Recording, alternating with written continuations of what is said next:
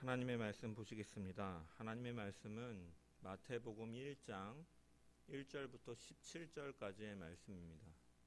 마태복음 1장 1절부터 17절까지의 말씀입니다. 제가 하나님의 말씀을 봉독합니다. 아브라함과 다윗의 자손 예수 그리스도의 계보라.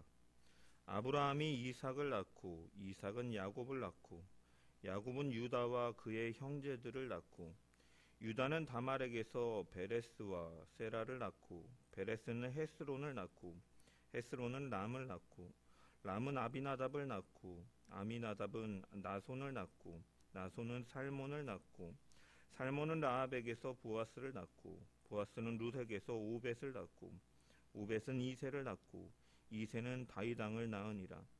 다윗은 우리야의 아내에게서 솔로몬을 낳고 솔로몬은 르호보암을 낳고 르호보암은 아비야를 낳고 아비야는 아사를 낳고 아사는 여호사밧을 낳고 여호사밧은 요람을 낳고 요람은 우시야를 낳고 우시야는 요담을 낳고 요담은 아하스를 낳고 아하스는 히스기야를 낳고 히스기야는 므낫세를 낳고 므낫세는 아몬을 낳고 아몬은 요시야를 낳고 바벨론으로 사로잡혀 갈 때에 요시야는 여고냐와 그의 형제들을 낳으니라.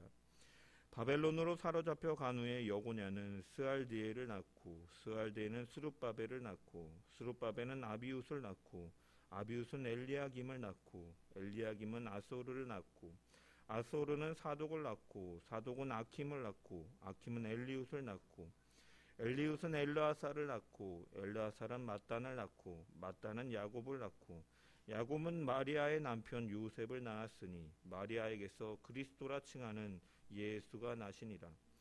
그런즉 모든 대수가 아브라함부터 다윗까지 14대요 다윗부터 바벨론으로 사로잡혀 갈 때까지 14대요 바벨론으로 사로잡혀 간 후부터 그리스도까지 14대더라. 아멘.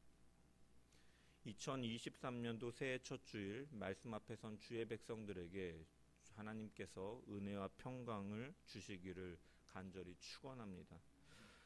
올 한 해 세상의 빛 교회의 표어는 겸손하게 하나님과 동행하는 교회입니다.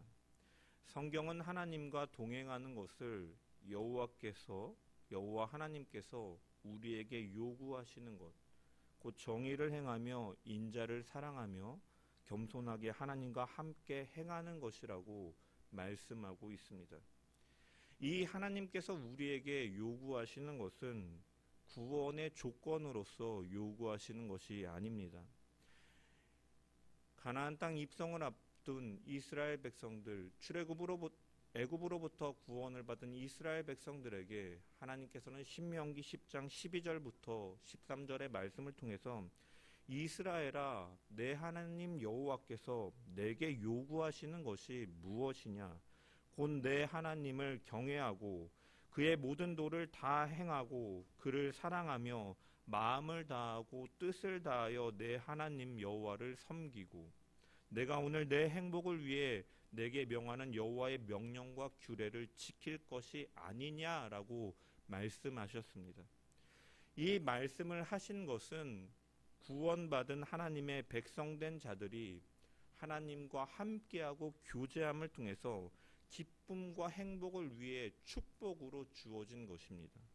즉 구원의 조건과 구원에 머무르기 위한 어떠한 전제 조건이 아니라 구원받은 자에게 하나님과 함께함으로써 주어지는 축복인 것입니다. 그런데 이 정의를 행하는 공의와 인자를 사랑하는 인애가 타락한 인간이 스스로는 행할 수 있는 것이 아님을 먼저 성경은 밝히고 있는 것이죠. 그래서 미가서 6장 8절의 말씀을 보면 사람아 주께서 내게 선한 것을 보이셨나니 라고 시작하면서 여호와께서 내게 구하는 것은 이렇게 시작을 하는 것이죠. 이것은 타락한 인간이 스스로 이러한 것들을 완전하게 행할 수 있는 것이 아니라 하나님을 의지할 때 자연스럽게 백성이 하나님의 그 성품을 닮아서 신앙의 열매로서 드러나게 되는 그 진리를 보여주고 있는 것입니다. 결국 공의와 인애와 그분과의 동행함은 하나님의 은혜의 선물로부터 시작되는 것이고, 하나님께서 보이시는 선하심과 그 구원하심을 통해 분명하게 우리에게 나타나며 우리에게 열매로 맺어져 가야 되는 것입니다. 오늘 본문은 그 인자하심과 긍휼하심, 선하심과 우리를 구원하기 위해 오신 예수 그리스도의 족보를 다루고 있는 내용으로 마태복음은 시작하고 있습니다. 유대인들에게 있어 족보라는 것은 소중한 것으로 탄생의 책이라고 부르면서 매우 중요시하였습니다. 그들의 상황을 생각해 본다면 이 족보가 왜 더 중요했는가를 우리가 생각해 볼 수가 있습니다. 그들은 오랜 시간 동안 나라를 잃어버린 상황 속에서 그들의 정체성을 확보하는 데 있어서 이 족보라는 것은 굉장히 중요했기 때문에 그들에게 있어 소중한 책이었던 것입니다. 여러분, 이 족보는 어떠한 기능을 합니까? 어떤 사람의 뿌리를 밝히는 기능을 하는 것이죠. 그 사람이 어느 집안의 사람이고 어느 가문에서 나왔고 어떤 위치에 있는 사람인지를 보여주는 것이 족보입니다. 그리고 두 번째로는 그 사람의 어떠한 권리, 권한을 가지고 있는지 보여주고 있는 책이기도 한 것이죠. 법적으로 이 사람이 누구의 아들로서 이러한 이 재산적인 것들이라든지 이러한 분깃들을 이 가지고 있는 세습할 수 있는 권리를 가지고 있음을 증명하는 증거로도 족보는 그 기능을 하는 것이죠. 마태는 이러한 성격 속에서 복음서를 시작하면서 예수 그리스도의 기원에 대해서 말씀하고 있는 것입니다. 예수님은 누구시며 어떠한 권위를 가지시고 어디에서부터 오셨는가를 말씀하기 위해서 이 예수님의 계보를 시작하고 있는 것이죠. 특별히 1절의 말씀을 보면 아브라함과 다윗의 자손 예수 그리스도의 계보라라고 시작을 합니다. 우리는 이 구절을 통해서 예수 그리스도가 아브라함과 다윗의 자손임을 강조하고 있음을 발견할 수 있죠.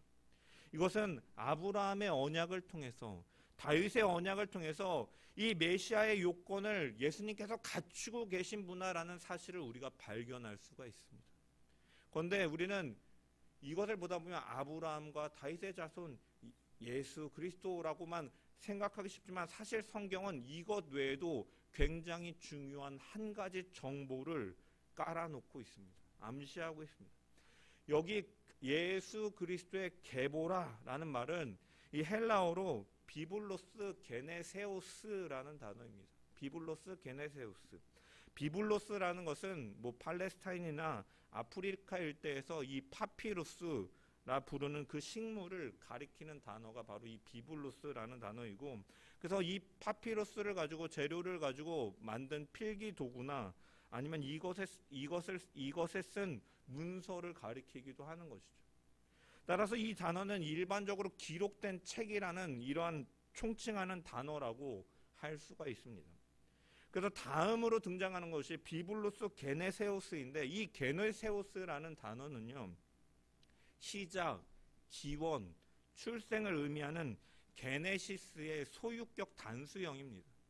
그래서 이 게네시스의 소유격 단수형으로서 기원에 관해, 출생에 관해, 시작에 관해라고 이렇게 의미를 가지고 있고, 그래서 이 비블로스 게네세우스를 이제 계보라, 이 족보라라고 이렇게 번역하고 있는 것이죠.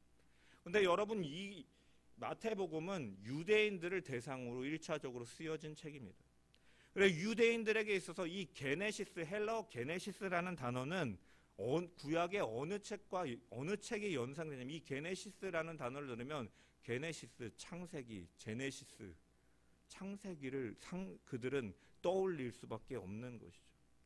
그래서 창세기 2장 4절에 보면 이 하나님께서 천지를 창조하시고 이것이 천지가 창조될 때에 하늘과 땅의 내력이니 여호와 하나님이 땅과 하늘을 만드시던 날에라고 이렇게 기록되는데, 이 하늘과 땅을 창조하신 것에 내력이니라고 할 때 여기 바로 이 같은 의미의 단어가 사용되고 있는 것이죠. 다만 구약 성경은 히브리어로 기록되었기 때문에 이 톨레도트라는 이 단어가 사용되고, 이 톨레도트는 이 창세기의 구조를 나눌 때 중간중간에 등장하는 족보를 가리키기도 하는 거죠.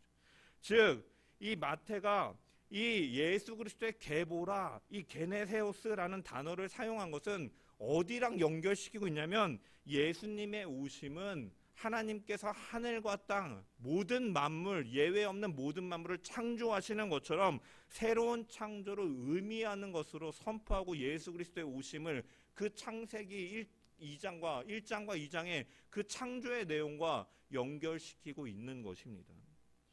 예수 그리스도의 오심은 창조의 목적을 잃어버린 채 타락한 인간을 위해서, 인류를 위해서 오신 분이시다라는 사실인 것이죠.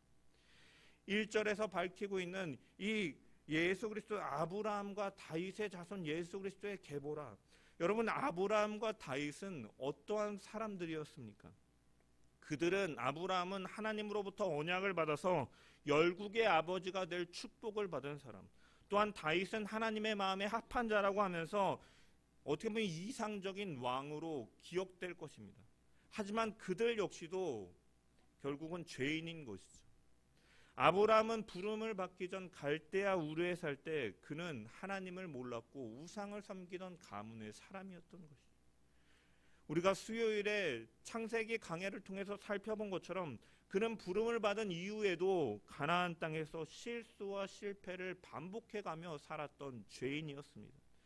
그는 하나님의 약속을 불신한 그 죄를 범하면서 인간적인 방법으로 하갈을 통해서 상속자를 얻으려고 하갈을 통해 이스마엘을 낳았고, 지금까지 이 중동의 갈등이 촉발되는 이유 중에 하나가 바로 이 이스마엘의 탄생 가운데 있는 것이죠. 다윗 역시도 어떠한 자입니까? 하나님의 마음에 합한 자라고 불리는 다윗이지만 그 역시도 그 연약함과 죄인됨을 보여줬던 인물인 것입니다. 여기 족보에도 언급되어 있는 것처럼 그는 우리아의 아내를 취한 사람이었던 것이죠.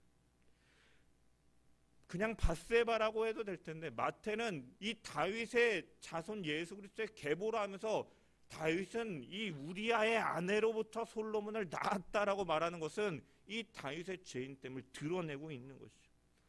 사무엘하 11장에서 12장의 말씀을 보면 충격적인 사건이 등장하죠.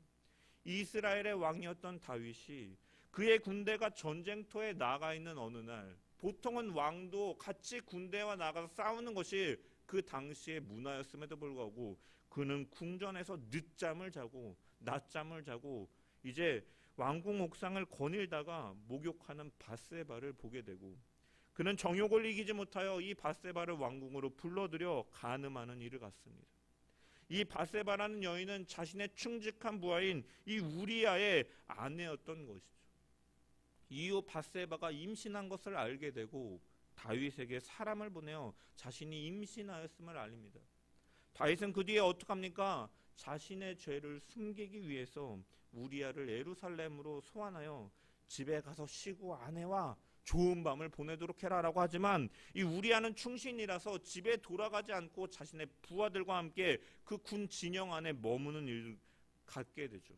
그래서 자신의 계획이 틀어짐을 알게 되고 다윗은 이 잘못을 덮기 위해서 군대 사령관 요압 장군에게 명령을 내려서 우리아를 전쟁 중에 고립시키게 하고 이 성 근처까지 접근해서 죽이는 일을 갖도록 하는 것이죠. 그리고 홀로 남은 밧세바를 자신의 아내로 삼은 일이 바로 성경에 기록되어 있습니다. 이 일이 있은 후에 나단 선지자가 다윗을 찾아와서 비유로 말하죠. 폐하, 어느 성읍에 부자가 살았는데 이 부자는 양과 소가 아주 많은 사람이었습니다. 그런데 자기에게 손님이 오자 자기 것을 이렇게 잡아서 그 손님을 대접한 것이 아니라 양 한 마리를 자식처럼 섬기는 가난한 자의 그 양을 빼앗아다가 자기 손님을 대접한 일이 있었습니다 라고 이렇게 선지자가 말을 하죠. 다윗은 이 이야기를 듣고 불같이 화를 내며 말합니다. 여호와의 살아계심을 두고 맹세하노니 이 일을 행한 그 사람은 마땅히 죽을 자라 라고 그가 분노에 넘쳐 말했을 때 나단 선지자가 그에게 말하죠. 그 사람이 바로 당신입니다. 나단의 지적에 그제서야 그는 죄를 깨닫고 하나님 앞에 철저하게 회개하는 것이 모습이 나오는 것이고, 그 회개의 고백이 바로 시편 51편의 내용이지 않습니까? 여러분, 아브라함도 다윗도 하나님의 언약을 받은 아브라함 언약, 다윗 언약을 받은 믿음의 조상이지만 이처럼 그들 역시도 죄의 그 연약함으로 인해 넘어지는 모습을 보이고 있고, 성경은 마태는 또한 이를 다시 한번 언급함을 통해서 이것을 여과 없이 보여주고 있는 것이죠. 이것은 무엇입니까? 우리 모든 사람이 예외 없이 죄 아래 있고 죄의 영향력 아래 있고 죄로부터 안전하지 않다라는 사실을 보여주고 있는 것이죠. 그래서 존 오웬은 은혜의 지배라는 책에서 신자 안에 잔존하는 죄는 언제든지 인간의 정욕에 도움을 받아서 은혜에 대한 그 우세한 영향력을 끼치려 한다. 죄의 지배력 아래 두려고 한다라고 말하는 것이죠. 여러분, 이처럼 우리 가운데는 이러한 연약함과 죄의 본성과 습성이 있다라는 거죠. 우리 스스로는 죄를 이길 힘도 없고 공의와 인애를 행할 능력도 없다라는 것이고, 이것을 다르게 표현한다면 스스로의 공로나 의로 구원받을 자는 단 하나도 없음을 성경은 반복해서 드러내고 있다라는 것입니다. 이런 우리를 거룩하시고 의로우신 하나님의 심판대 앞에 우리가 서게 된다면 사망과 그 형벌을 받을 수밖에 없는 존재다라는 것이죠. 그런데 하나님께서는 우리를 사랑하셔서 내버려두지 않으시고 우리를 그 처음 창조하시고 선하시고 거룩하신 하나님과 교제하기 위해 만드신 그 목적을 회복시키기 위해서, 우리를 재창조하기 위해서 이 땅에 바로 예수 그리스도 성자 하나님을 이 땅 가운데 보내신 것이 바로 예수 그리스도의 계보, 이 계보를 통해서 분명하게 드러내고 있다는 것이죠. 이 예수님은 그리스도라, 예수 그리스도의 계보라 하면서 예수는 그리스도라고 선언하고 있습니다.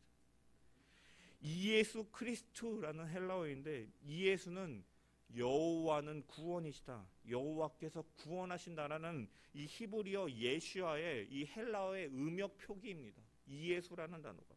그리고 그리스도는 기름을 붓다라는 이 크리오에서 유래한 말로 이 예수님께서 하나님의 기름을 부은 자다라는 뜻인 것이죠. 여러분, 기름을 부었다라는 것의 의미는 구약 성경을 통해 보면은 왕을 세울 때 또는 선지자를 세울 때, 제사장을 세울 때 이렇게 이 왕직, 제사장직, 선지자직을 갖춘 사람을 세울 때 기름을 부어서 그를 세우게 되는데, 예수님께서는 이 세 가지 완전한 삼직을 지니신 분으로서, 우리를 통치하시는 왕으로서, 우리의 모든 죄를 사하시는 대제사장으로서, 또한 하나님의 구원의 뜻을 우리에게 드러내는 선지자로서 이 땅 가운데 오신 것입니다. 그분은 하나님의 기름 부으신 자로서 죄인을 대속하시는 죄인들의 구주로 오셨으며, 모든 자들을 이 구원하시는 세상의 구주로 오신 것을 우리는 분명히 바라보고 믿어야 될 줄 믿습니다. 예수 그리스도의 오심은, 예수 그리스도의 탄생은 언약의 실현이며 예언의 성취였습니다. 마태는 아브라함과 다윗의 자손 예수 그리스도의 계보라라고 시작을 합니다. 1장에 등장하는 것처럼, 우리가 읽은 것처럼 많은 조상들이 있는데 마태는 유독 아브라함을 콕 집어 다윗을 콕 집어 강조하고 있는 것이죠. 우리는 그 이유에 대해 사실은 알고 있지만, 우리는 왜 아브라함과 다윗을 강조하고 있습니까? 하나님께서는 아브라함을 불러내어 큰 민족을 이루겠다고 약속하셨을 뿐만 아니라 천하 만민이 아브라함을 통해 복을 받을 것이다 라고 약속해 주셨습니다. 창세기 12장 1절부터 3절의 말씀을 보면, 여호와께서 아브라함에게 이르시되 너는 고향과 친척과 아버지의 집을 떠나 내가 내게 보여줄 땅으로 가라. 내가 너로 큰 민족을 이루고 내게 복을 주어 내 이름을 창대하게 하리니 너는 복이 될지라. 너를 축복하는 자에게 내가 복을 내리고 너를 저주하는 자에게 내가 저주하리니 땅의 모든 족속이 너로 말미암아 복을 얻을 것이라 말씀하셨습니다. 그런데 사도 바울은 이 아브라함에게 하신 약속을 갈라디아서 3장 16절에 해석하고 있는데, 이 약속들은 아브라함과 그 자손에게 말씀하신 것인데 여럿을 가리켜 그 자손들이라 하지 아니하시고 오직 한 사람을 가리켜 내 자손이라 하셨으니 곧 그리스도다라고 바울은 말씀하고 있는 갈라디아서 3장 16절에. 복수와 이 단수의 차이를 통해서 이것을 분명하게 선명하게 더욱더 해석하고 있는 것입니다. 아브라함과 그 자손에게 약속하여 주실 때 자손들에게 라고 말씀하시지 아니하고 오직 한 사람을 가리키는 말로써 너의 자손에게라는 말을 쓰셨고, 그 한 사람은 바로 곧 그리스도이시며 이분을 통해서 그 언약이 이루어질 것임을 말씀하고 있는 것이죠. 아브라함에게 주셨던 약속들은 전부 사실이고, 그 사실은 예수 그리스도 그분 한 분을 향하여 있음을 드러내고 있는 것이죠. 주님을 통하여서 모든 자들이 예수 그리스도를 믿는 자들에게 영생이 선물되고, 예수 그리스도를 부인하는 자에게는 영원한 형벌의 죄로 인하여, 자신들의 죄로 인하여 그 형벌에 처해질 수밖에 없음을 하나님께서는 이미 드러내고 계신 것이죠. 마찬가지로 다윗의 후손 중에 영원한 이스라엘을 다스릴 왕이 오실 것이다라는 약속도 그리스도 한 분으로 집중되고 성취됨을 우리는 성경을 통해 알 수가 있는 것이죠. 하나님께서는 나단 선지자를 통해서 다윗에게 약속을 하시는 것이 사무엘하 7장에 나옵니다. 그 중에 12절부터 이 16절까지가 다윗 언약인데, 12절과 13절의 말씀만 잠깐 보면, 내 수완이 차서 내 조상들과 함께 누울 때 내가 내 몸에서 날 내 씨를 내 뒤에 세워 그의 나라를 견고하게 하리라. 그는 내 이름을 위하여 집을 건축할 것이요 나는 그의 나라 왕위를 영원히 견고하게 하리라. 이스라엘 사람들은 나라를 잃게 된 후에 선지자들의 예언의 말씀을 토대로 메시아를 기다렸죠. 이사야 선지자는 이 이스라엘의 회복을 예언하면서 이사야서 11장 10절에 보면, 그날의 이새의 뿌리에서 한 싹이 나서 이 만민의 기치로 설 것이요 열방이 그에게로 돌아오리니 그가 거한 곳이 영화로우리다 라고 예언하였습니다. 이처럼 예수 그리스도를 통해서 사실은 그 약속이 성취되는 것이죠. 북이스라엘과 남유다는 결국은 망했지만 이 영적인 하나님의 나라 이스라엘 그 나라는 예수 그리스도를 통해 영영이 세워질 것을 말씀하고 계시는 것이죠. 이스라엘 백성들은 다윗의 자손에서 이 이새의 뿌리에서 한 싹이 나서 열방이 그에게로 돌아오고 회복된다는 이 말씀을 통해서 이 가장 이스라엘 역사의 가장 강력한 왕국을 세웠던 다윗에게 민족적 희망을 걸고 있었던 것입니다. 이런 상황에서 마태는 다윗의 후손으로 예수 그리스도가 오셨음을 강조함을 통해서 너희들의 기다리고 구원할 메시아가 바로 예수 그리스도다라는 것을 분명하게 말씀하고 있는 것이죠. 특별히 1장의 족보를 보면 눈에 들어오는 것이 사실은 17절의 말씀입니다. 그래서 저도 그냥 17절만 읽을까라는 1절과 17절만 읽을까도 생각해 봤습니다. 왜냐하면 그 안에는 누구를 낳고 라는 내용만 반복되어서 사실은 내가 이 사람 이름 뭐가 중요한가 싶기도 하고, 사실은 별로 들어오지 않잖아요. 그런데 이 17절의 내용을 보면은 이 마태가 이렇게 쭉 이제 기술을 한 다음에 뭐라고 말합니까? 그런즉 모든 대수가 아브라함부터 다윗까지 연례되요 다윗부터 바벨론으로 사로잡혀 갈 때까지 연례되요 바벨론으로 사로잡혀 간 후부터 그리스도까지 연례되더라 라고 이렇게 마무리하고 있는 것이죠. 사실 마태가 이 아브라함부터 예수 그리스도에 이르기까지 족보를 이 14대씩 이 3기로 구분한 것은 사실은 의도를 가지고 편집한 것입니다. 성경을 읽다 보면은 여러분 이 요시야는 여고냐와 그의 형제들을 낳으니라 이런 부분도 보면 사실 3대를 건너뛰거든요. 이 열왕기상 역대기를 보면은 사실은 몇 가지 족보가 편집되어 있고 바로 손주로 넘어가기도 하고, 이런 것을 보면서 이것이 마태가 의도를 가지고 이것을 족보를 편집하였구나. 그래서 누가복음에 나오는 족보와 또 이 마태복음에 나오는 족보의 이름들이 조금씩 다른 것도 사실은 그 기자들이 자신들의 담고 있는 신학적인 그런 성격을 더 강조하기 위해서 그 당시에는 이렇게 편집해서 사는 것이 그 당시에는 당연한 문학적 기술이었기 때문에 이것은 오류가 아니라 이것은 당연한 것이고, 그래서 사실은 마태는 이렇게 이 14대씩 3기로 이 조직한 것은 의도적이었다라는 것이죠. 그렇다면 왜 아브라함부터 다윗까지 14대, 다윗부터 바벨론 포로기까지 14대, 왜 바벨론부터 그리스도까지 14대로 구분하고 있는가? 왜 조직하고 분류하고 있는가? 여러분, 그것은 예수님께서 다윗 왕의 혈통으로 나신 이 다윗의 자손임을 강조하기 위해서인 것입니다. 약속된 메시아임을 강조하기 위한 것이죠. 여러분, 히브리어의 자모음에는요, 이 고유의 숫자가 있습니다. 고유의 숫자들이 이 기역, 니은, 디귿, 기역은 1이고 니은은 2고 디귿은 3인 것처럼 이 히브리어도 보면은 이 자모음에 각각 고유의 숫자들이 있는데, 다윗이라는 이 이름을 히브리어로 보면 이 달렛, 그리고 와우, 그리고 달렛이 이렇게 배치가 되는데, 이 달렛은 네 번째 숫자라는 의미가 있고, 이 와우는 여섯 번째 숫자라는 의미가 있고, 달렛은 또 네 번째라는 숫자가 있습니다. 여러분, 다 합치면 무엇입니까? 4 더하기 6 더하기 4. 14예요. 14. 그래서 이 다윗의 이름을 히브리어 보면은 이 14, 이 이름의 숫자를 합하면 14가 되면서, 그래서 14대를 강조하는 것은 예수 그리스도가 다윗의 후손임을 강조하기 위해서 이렇게 마태는 기록한 것이죠. 여러분, 사람들은요, 어려워지면 그 가장 화려했던 과거를 그리워하기 마련입니다. 내가 이렇게 늙고 병에 들었을 때, 아, 내가 젊었을 때 이러한 날들이 있었는데 라고 하면서 그리워하죠. 여러분, 경제가 어려워질 때마다 우리나라 사람들은 누구를 가장 그리워합니까? 박정희 대통령을 가장 그리워합니다. 특히 어르신들이 그렇죠. 그 시대를 맛본 사람들은 그리워합니다. 왜? 그 당시에 경제적인 부흥을 이루었기 때문에 그리워합니다.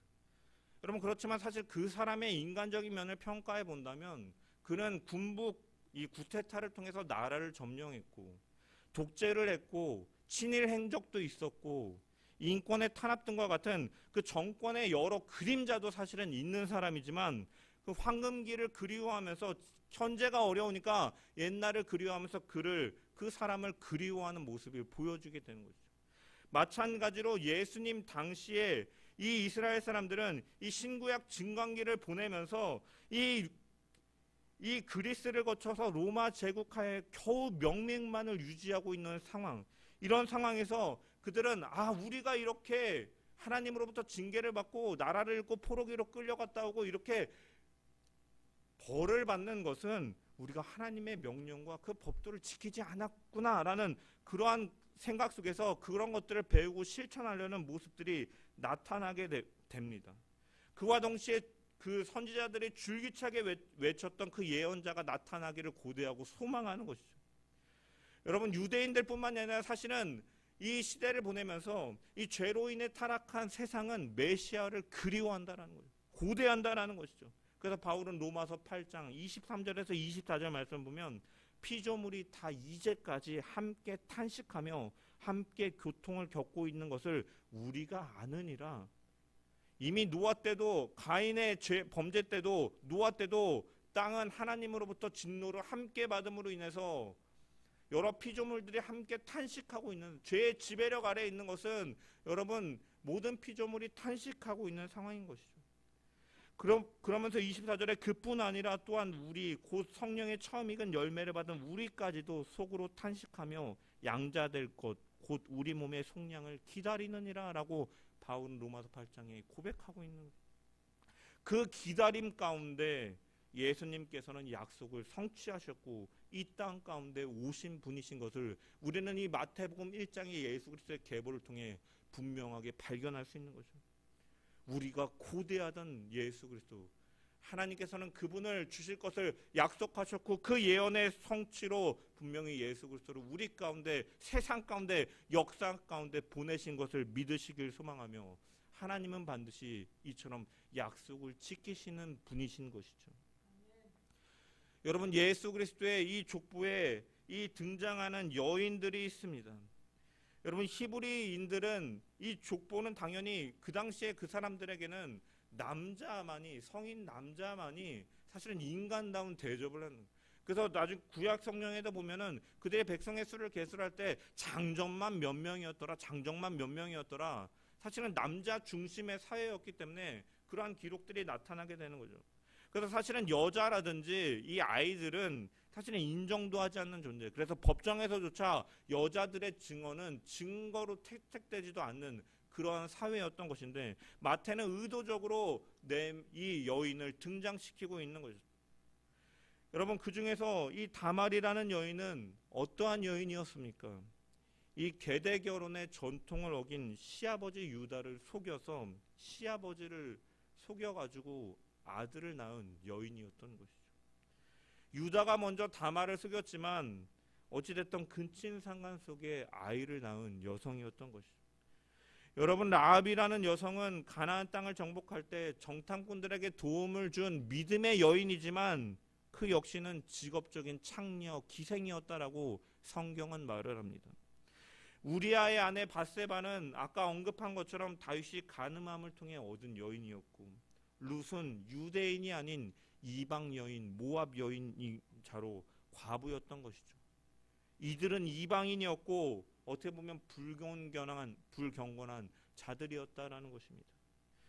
여러분, 이것이 예수 그리스도의 족보에 언급되고 있는 것은 무엇입니까? 아까 아브라함과 다윗에 대해서 우리가 살펴보면서 그들 역시도 죄인이었던 것처럼 사실은 우리 역시도 이러한 여인들처럼 하나님 앞에 보잘것없는 죄인인 것이죠. 이방인이고 우리는 기생 라합과 같이 불경건한 자고 어떻게 보면 불의한 자들이다라는 것입니다.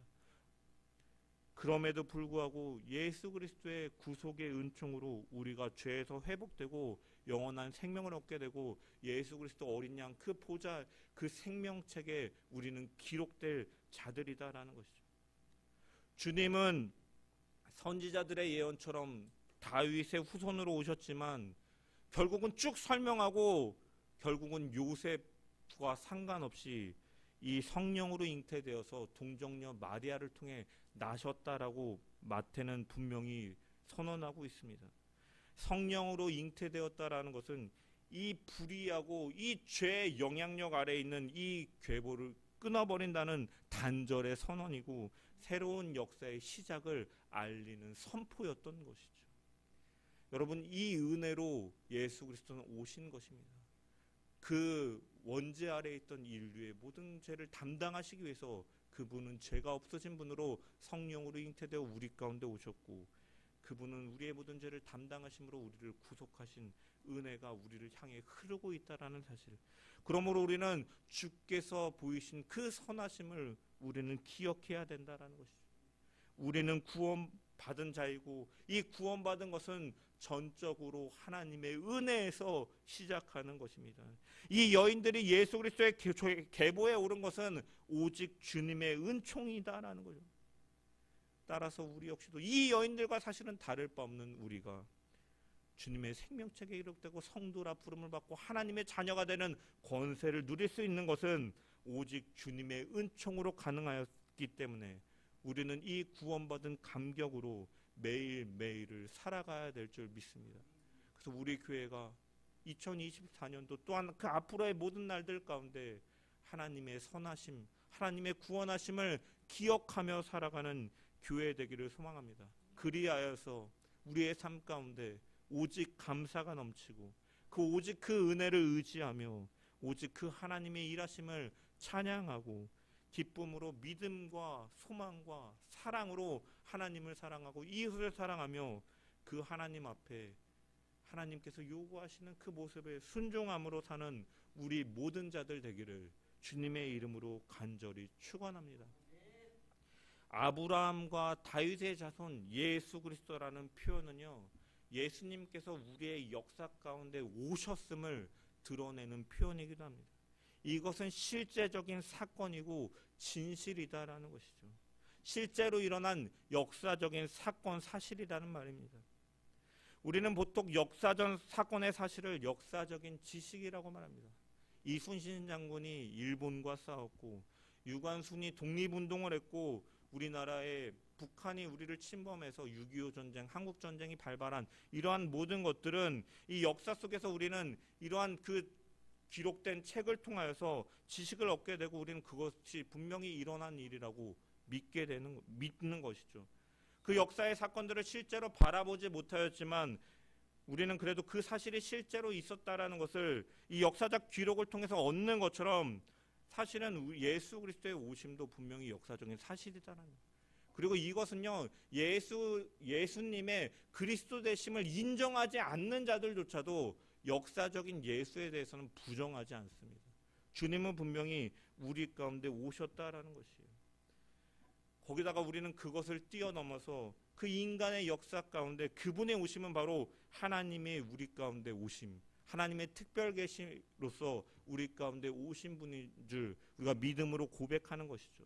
그리고 그 믿음이 바로 우리가 예수님의 그 계보에 올리는 축복이 되는 줄 믿습니다.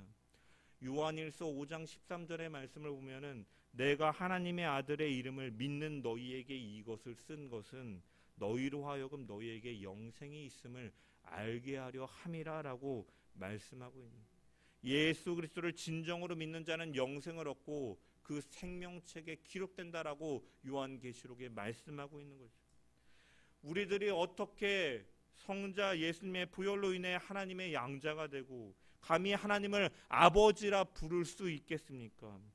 허물 많고 죄 많은 우리를 자녀로 부르신 하나님의 선하심이 있기 때문에 가능함을 기억하면서 그 은혜를 베푸신 하나님께서 구원받은 우리에게 요구하시는 하나님을 사랑하고 이웃을 사랑하는 일, 영혼의 구원과 복음 전파에 충성을 다하는 우리 모든 자들 되기를 주님의 이름으로 간절히 축원합니다.